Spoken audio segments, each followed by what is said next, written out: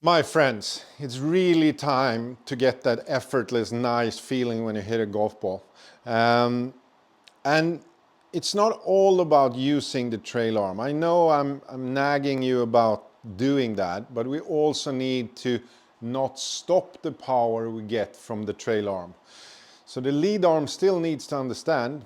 That's why it's not only extending the trail arm, it's also bending the lead arm.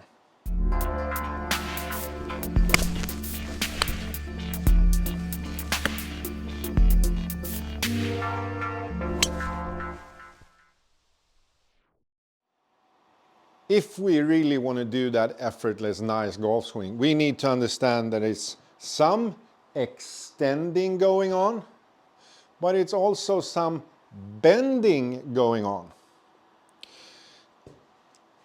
I had about 15 online lessons the last week, and there were a few, let's say a few, that was stopping all the power they got from the trail side.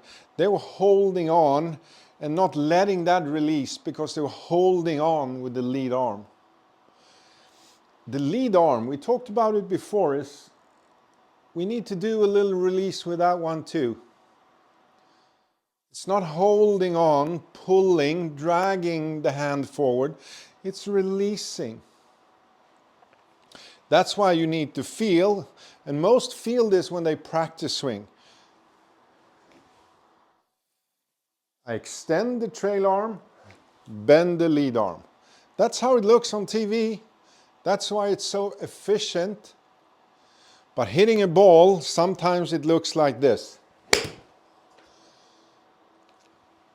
The lead arm has no idea what to do. No power, no distance, nothing. This is really something you can do at home.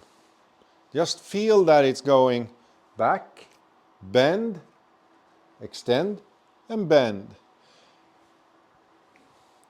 It's not a hard thing to do, but when we get stressed on the golf course, we tend to, instead of letting things happen, we're trying to control that things are not happening.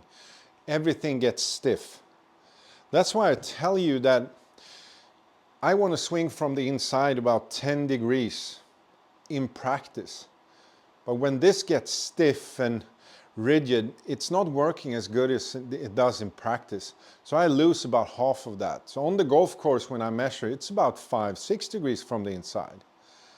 I know that I need to be a lot better in practice if I wanted to work on the golf course. And if I want to really release that and get that high finish, it really needs to be really high in practice if it's going to be high and good enough on the golf course. Again, it's this feeling. One arm is bending and one arm is extending. If we do that, it gets more effortless because your body doesn't need to be strong to do this. It's just timing and feeling. So that's how the total release works. Getting that extending on the trail side and bending on the lead side. You can watch actually the old guys and not really the old girls, because girls swing better than men normally.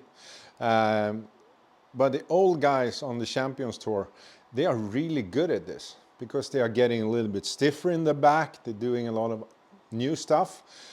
But they realize if they are good in bending and extending, they can hit it just as far as they did 20, 30 years ago. So this is a big key. Don't only focus on what's happening here. You need also to feel that over your lead shoulder. And that will help every golf shot. Try to feel, maybe just standing in the living room before you start doing this on the range. Because sometimes we need to start without the golf ball. If you bring a golf ball straight away, you're probably just going to do as you normally do. But just feeling it with a golf club, it can really help before you try it on the golf course.